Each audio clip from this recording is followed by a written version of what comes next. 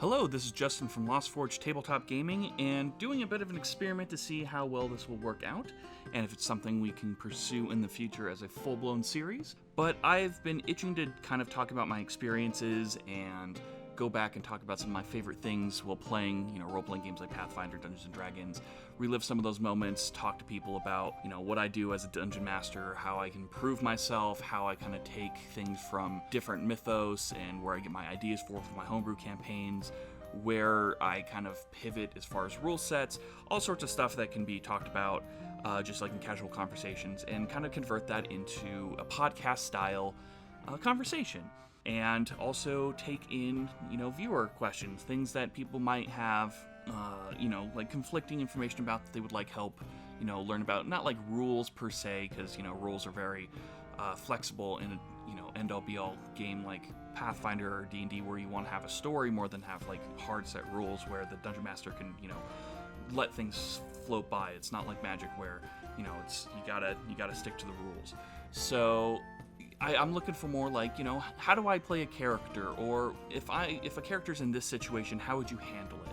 So those kind of questions, and I would love to kind of like give my feedback and input on, and I think that would be a very fun thing to listen to on my own. So I figured, be the one to create something you would listen to first. So I got a couple of questions I read up over time, just as things I tell players and DMs and give advice on, and I thought I would document them in this video. So the first question I'm asked a lot is, how do I handle lawful good characters, and especially paladins? How do I handle paladins in a group dynamic? How do I handle paladins from a gameplay standpoint? And how do you handle a paladin that isn't acting the way he should? So the best way to describe a paladin is to first kind of go over what paladins are restricted by. Now, in Pathfinder 5th edition, it's a little bit more flexible and not as punishing, but things like Pathfinder and Pathfinder 2nd edition are more restrictive on what a paladin can be as far as role-playing.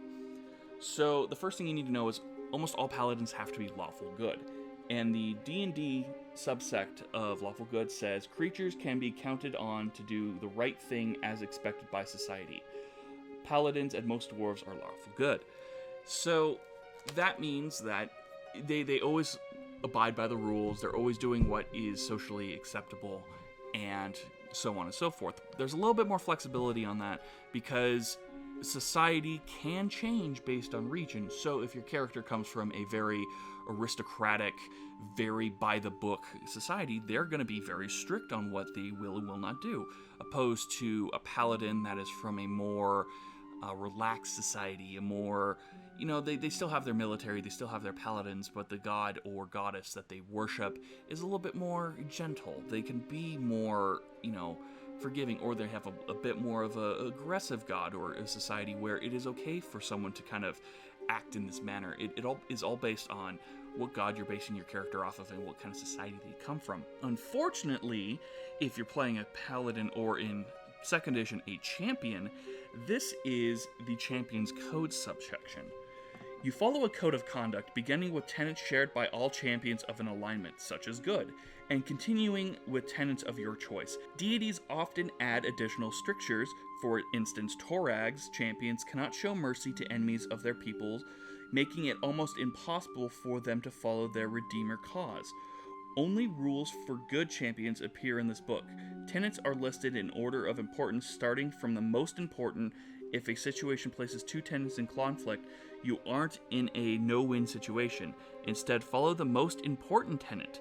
For instance, as a paladin, if an evil king asked you if you're hiding refugees so he can execute them, you could lie to him, since the tenet against lying is less important than preventing harm to innocents.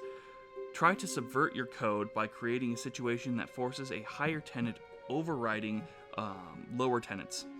And it just kind of goes on about how to stray and where to go from there.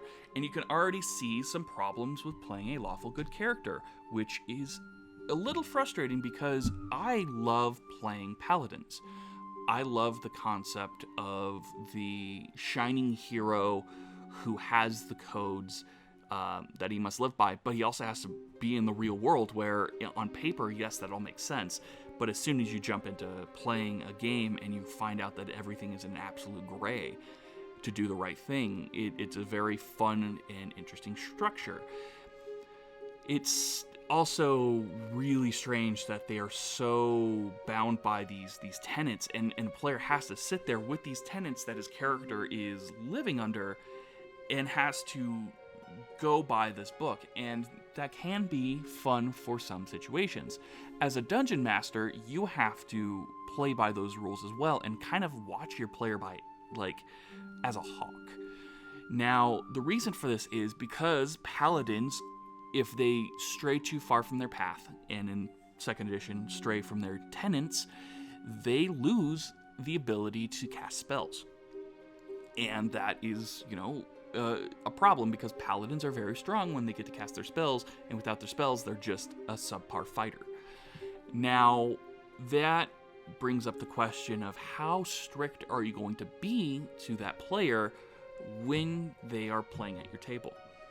I'm under the impression usually that whatever makes a fun experience for the player, go with it and flex a little bit of the rules, but you kind of always want to warn a player when they're going into that lawful good paladin situation, because again, like, that's always fun. Oh, I could be a plate-wearing healer, I can do all this really cool stuff.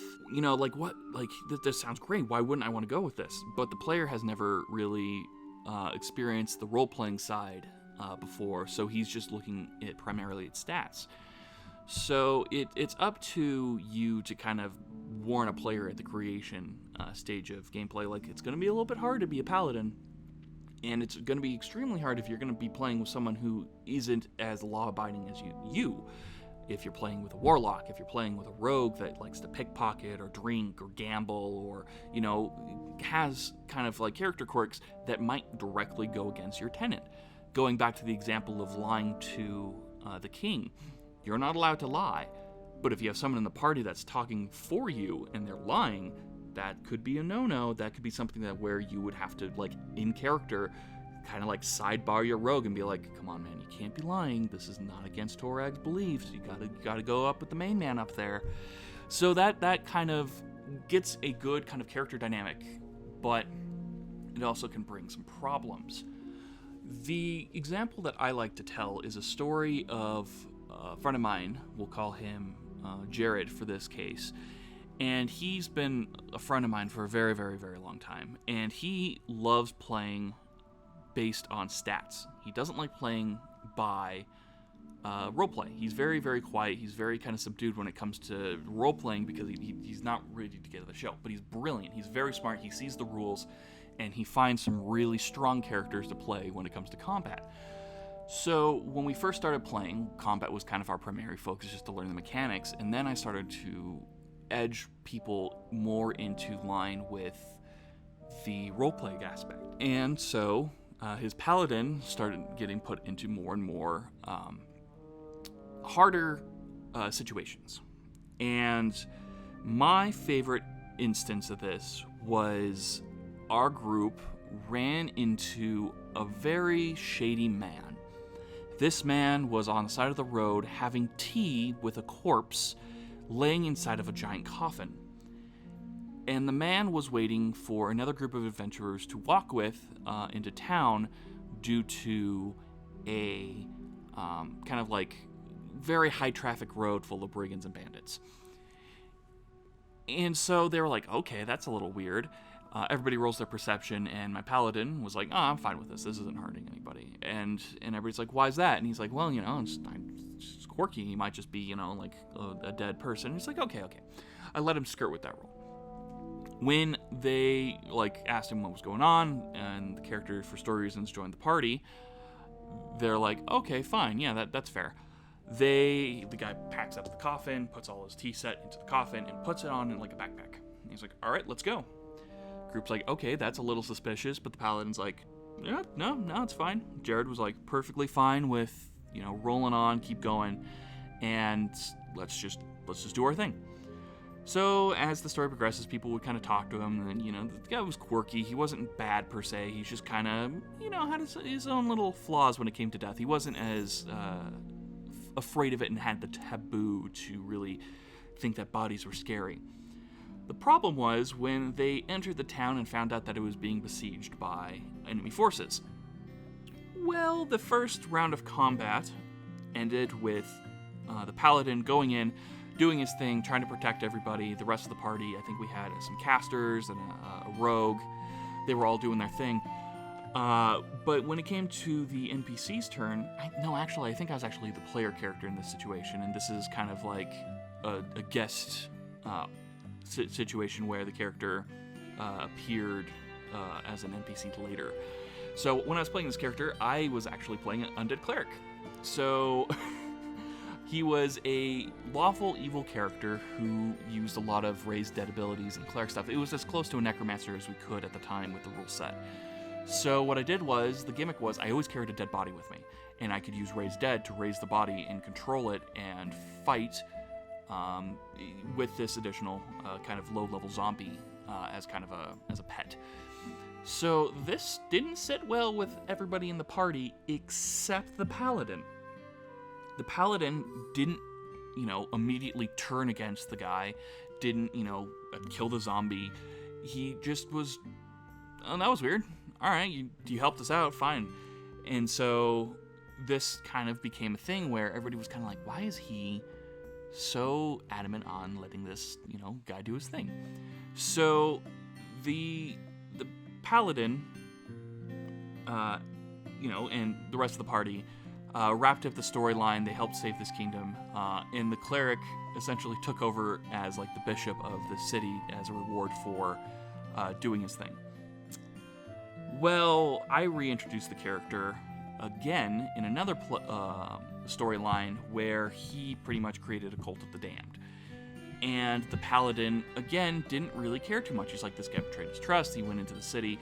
He was very neutral about it. So I kind of called out the paladin. I called out Jared, and I'm like, hey, you're a lawful good character, and this should be, in your I need to kill this guy meter. It should be max volume because you have a deity that does not like the undead. He's like, well, I'm a vengeance paladin, and I'm allowed to kind of go for the greater good on this. I'm like, to an extent, but at this point you're really not venging anybody. You should be kind of stepping up and going against this. So I'm going to give you a warning, like, if this persists, your god is kind of going to start taking away some of your powers and very, very inopportune times to show that you're not fulfilling their creed. And he's like, well, okay, fine, I'll listen. But after, a couple of sessions, he kind of started becoming lax again towards these rules.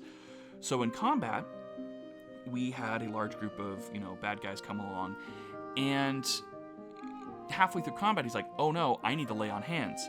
I'm going to roll lay on hands to cast. And he rolls this dice, and he's like, I'm going to heal for 15. And I go, before you write anything down, this is what happens.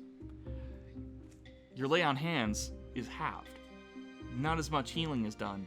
You feel your connection with your god kind of pulled back. It's like a receding wave almost.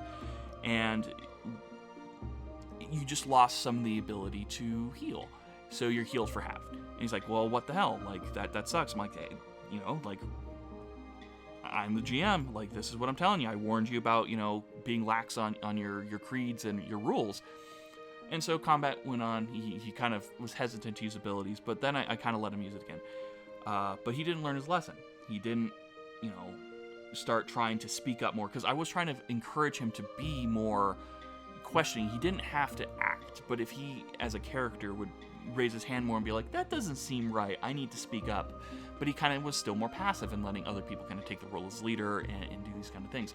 So that's where we kind of ended it, was this back and forth where every now and again I would just take away powers, just take away, you want to use this to increase your damage and deal holy damage. Nope, the power receded. And so it was this back and forth until, unfortunately, the character was player killed. But that's kind of how I handled this situation in that scenario, where I kind of gave like out of character warning, kind of gave like a GM like, are you sure you want to do that? Are you sure you want to kind of go forward with, being so lax with a guy with an undead in your party, to more active, not really sabotage, but in-game, warnings of like, you're on some like pretty shaky grounds here with your god. You're not being very paladin-like right now, so I'm going to kind of cut you back. And if it's really drastic and if it really suits the narrative of the story, you can actually just pull the rug right from under them in really inopportune times. But make sure you don't do it as a, hey, I'm just doing this to screw with you. Be very subtle with the hints leading up to that. Have like 3 or 4 instances of combat or areas where he's trying to use his abilities and they're just not working right.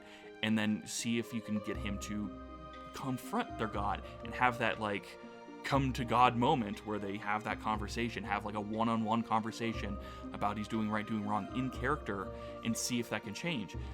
And it will kind of put you in a position of, do you just take away all the powers and he becomes a paladin without paladin abilities, or do you give that a chance to kind of rework the character into, you know, something that fits the playstyle and the character that they want to play? Do they want to just become a fighter?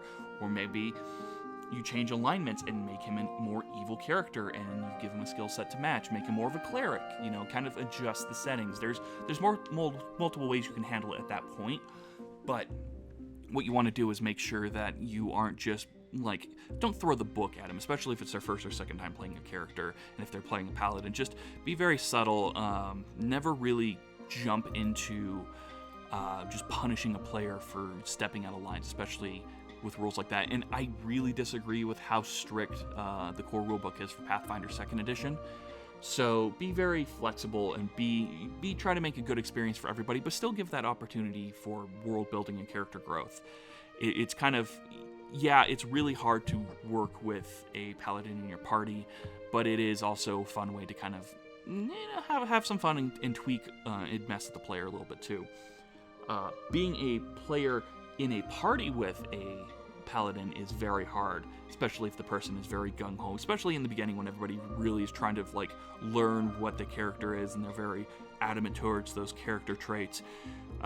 They can be very restricting on people who want to play characters that every now and again step over the line.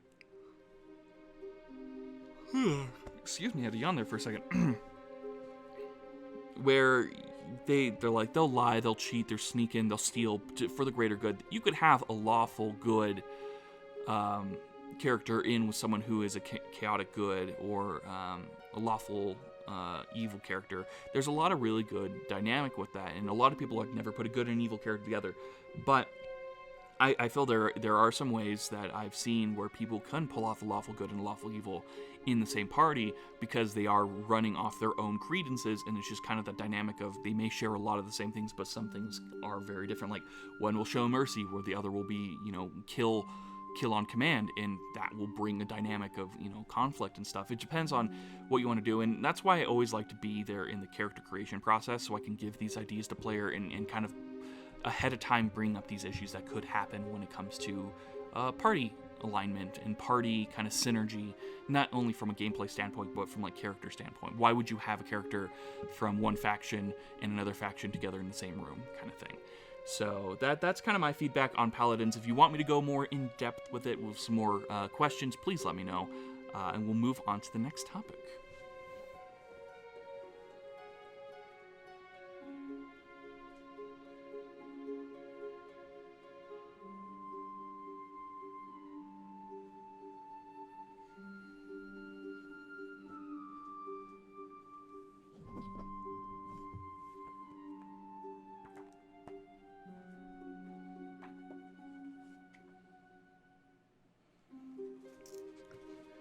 This question comes to me every now and again during new campaigns that I'm DMing, and it is, I want to be more than a character that is pineapple.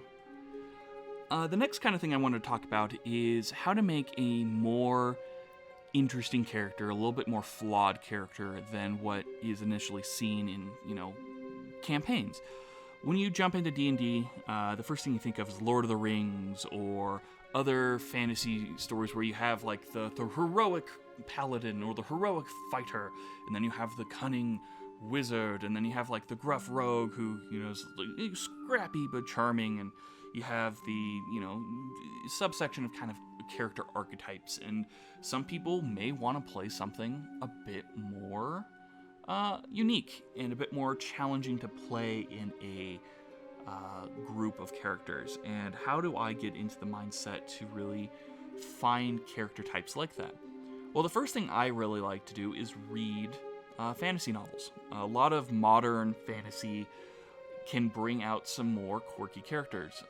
You got like the classics. You have the Wheel of Time, you have Lord of the Rings, Hobbit, and you have that whole backlog of classic fantasy novels that a lot of people build their expectation on what you would do in a fantasy setting. But there's a lot of more modern books out there right now that have more flawed and interesting characters that you can kind of pull from. And some of the ones that I really like and kind of learn to build characters around are things like the Brandon Sanderson series. The Stormlight Archives is a great example of flawed but very respectable characters. There's a great menagerie of characters just from personality types that you could base your character off of. One example is a brother of a drafted. One of them is a character who is a prisoner who finds a way to set himself free and become, a member of the military. You can write that into the setting of you've had a really, really hard life, and using the background generation in both Pathfinder or 5th edition, you can find a cool way to kind of mix and match that kind of, archetype to create fun things. And that's great. It helps you think outside the box, because when you think monk, it's probably you're a traveler, or you're, like a monastery shut-in, or you are someone who, is just like a practicing merchant and stuff. There are the same kind of subsects that really work well mechanically for a character, but may be bland. Maybe you want to be something a little bit spicier. In fantasy, and hearing how other writers take the fantasy story and approach it is great. One of my favorite archetypes that I've come to use by default is from Name of the Wind and the Kingslayer Chronicles. The character of Kvothe is seen as a just beaten down tavern owner. He's very quiet, he's very just kind of hollow-eyed, and no one knows much about him. But as you learn about him through the story, you learn that he wasn't always like this. He was very ambitious, he was very content with seeing the world, and he's been through so many hardships. But how did he end up on that other side of the tavern, where all the adventures and all the stories are being had on one side, and he's serving them? And bringing him back out of retirement into the world of adventuring or being a hero again can be very fun, because you can play an older character where they've had stories like, oh, this reminds me of the time that we were, delving through the dragon caves of Macthrol, and we had to think on our heads by using shields to keep a rock slide from happening. And you can be kind of like this thing where you have these fake experiences that can be ways for you to give suggestions and ways through these role-playing events without having to be like metagaming. Essentially, it's a way to kind of metagame without metagaming, but you can have it in a fun contextualized way, where it's stories you've heard at the tavern, or adventures you've been through on your own, or past adventuring party members who gave you tips and tricks on things, and you can kind of be a mentor to a new group of adventurers that are setting out for the first time. And I've always found that being an older kind of gruff character has always led to more fun experiences for me, and not in the, well, I'm a 150-year-old elf and I'm snooty. It's just like, no, he's just like a 50-year-old man who was a fighter in the war, and everybody wants to just go and running. He's like, that's how I got my platoon killed, and I don't know what that voice was, but that kind of situation where it can be a fun, different change of pace to be. And that's how I kind of roleplay my paladin in World of Warcraft, and kind of see him as more of this, like, he's been through so much, and he's seen so many people die, but he's still going out, he's still trying to do what's good and try to save the world. And he just has all these things. So when a new player, a new character I create comes and meets them for the first time, it's this kind of like conflict of like young inexperience versus jaded like knowledge. So that can always bring something fun to the table. Another thing that I really like to base a lot of story off of is kind of other fantasy settings like Magic the Gathering. one of my new favorite, I think I said this with the grizzled war veteran, but another thing I found was kind of basing off of the factions of Ravnica. If you know Magic the Gathering and you know what the factions of Ravnica are, great, but quick rundown is there are 10 guilds or organizations that essentially run this city planet called Ravnica, and they each have their own kind of job to do. Some of them are the researchers, some of them are the, soldiers and militia, some of them are the, creator and like the art, agricultural like things for the overworld and the underworld. There's like the spies and the deceivers. There's a lot of different stuff, and I don't want to go too in depth into it. But the one faction that I really like is the Orzhov, and the Orzhov is kind of the banking and financial guild of Ravnica, and they deal with this in a fun way by involving the undead. And their kind of faction is based around being this very penny pinching, I want to say kind of like WoW's version of goblins, where they're always trying to make a quick buck. And so they're always scheming, always trying to get contracts, always trying to just be these lawyer-type characters, but they're also, tied to being kind of like these undead clerics and have a religion around it, because they're guided by a giant council of ghosts that that kind of dictate what they're looking for. And they're always looking for a profit. And they have a lot of, underlying like missions and things that they're going for. And you can have a character who's playing a lawful good necromancer because it fits that goal. You can have a good character that can be greedy or, use these undead abilities, because if you build in this kind of like faction or this church or this organization that is very well known, you can have some fun interactions. And 5th edition Dungeons & Dragons actually has a full published Ravnica manual where you can get background and information on how to play a character like this. And they have, for clerics, a version, like a deity that they can live with based around that. And I played that character in a Curse of Strahd campaign, and it was so much fun. And I want to play that character again, where he was this... he was a gnome cleric for the Church of Orzhov, but I've kind of dubbed it for a more generic setting if I want to play in a campaign that has its own thing. The Church of the Perpetual Sun. And if you've listened to the Tarkadia Rising podcast, you would know of that character. I don't want to say his name. He appears a couple of times during the Rift of Ryland Orchard storyline. And he's very greedy and kind of like always trying to get a quick buck, but if you actually... Once he's reintroduced in the story, I have an idea for him. You're going to see that he's more of a good guy than just a greedy kind of scumbag that's always trying to get you out of a quick buck.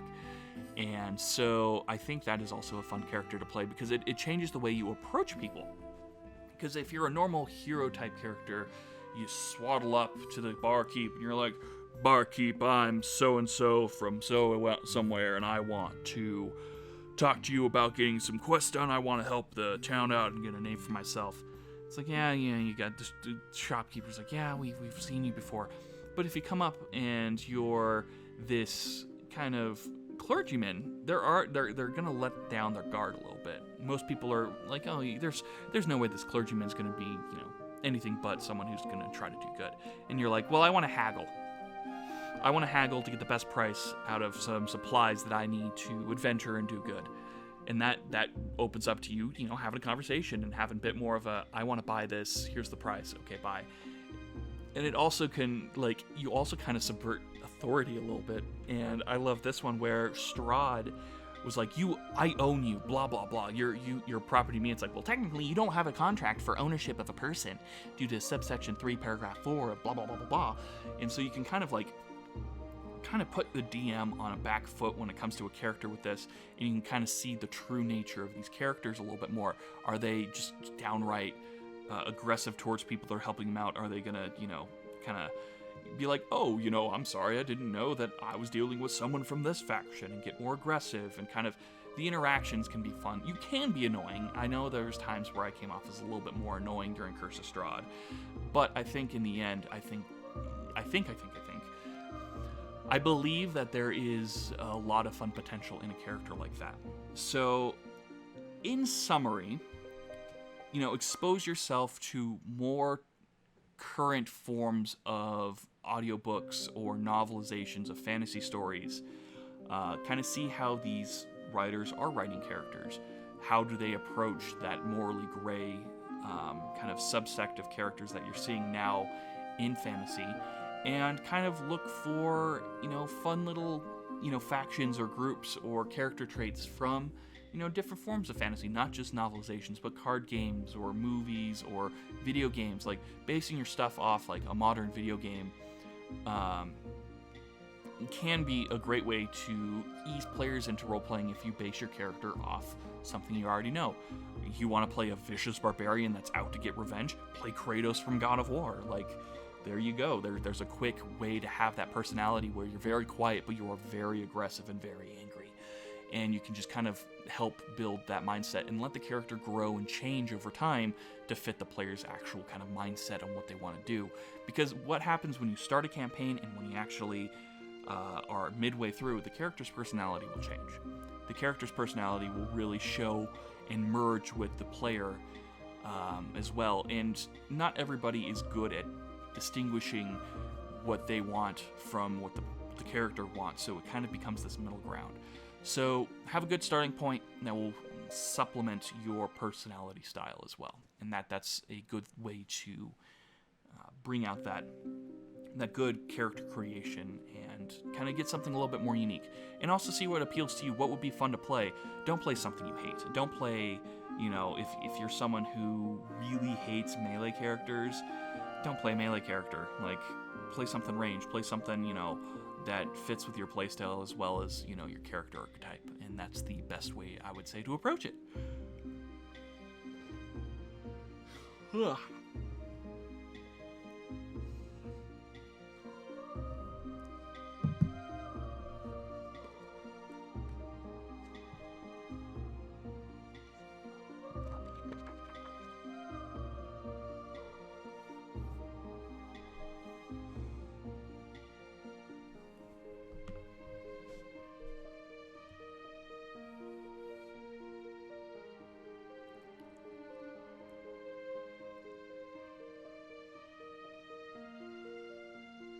And the final question I will tackle here will be a little bit shorter, and this one is, how do you engage someone that is very quiet at the table? How do you bring them into the role-playing experience?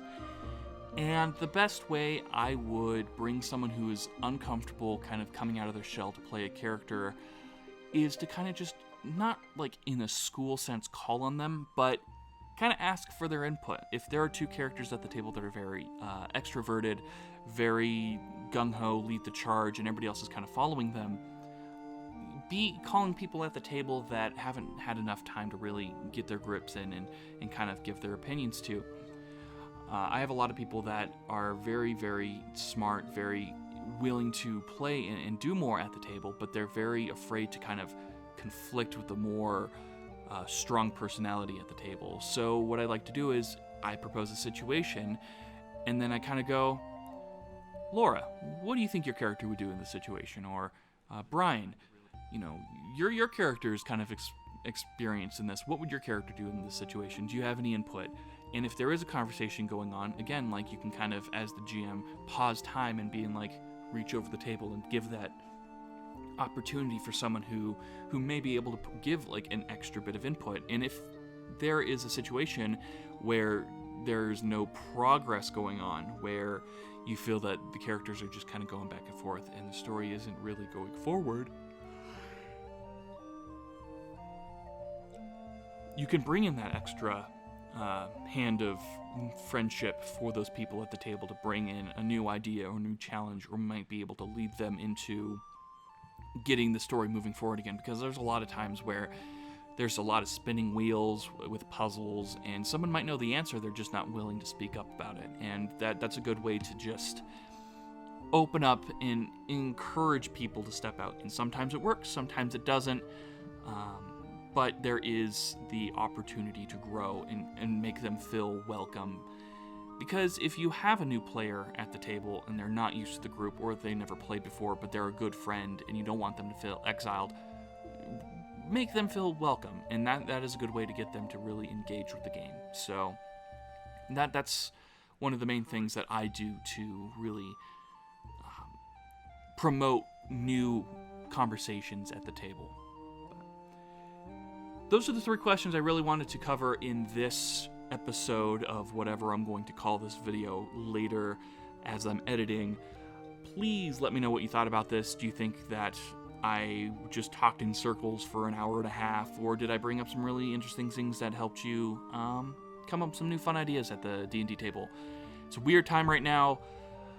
Digital Dungeons & Dragons and Pathfinder is a great way to spend time with friends without having to be right there at the table. It will let you really kind of bond across the internet, and I really want to encourage that for people who need an output during these really rough times. So please let me know what you think.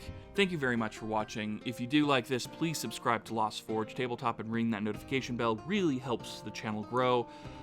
Experimentation is key right now to really build this channel up, and I want to know what is working and what's not. And subscribing and ringing that bell lets me know what I'm doing right. So let me know by, being active.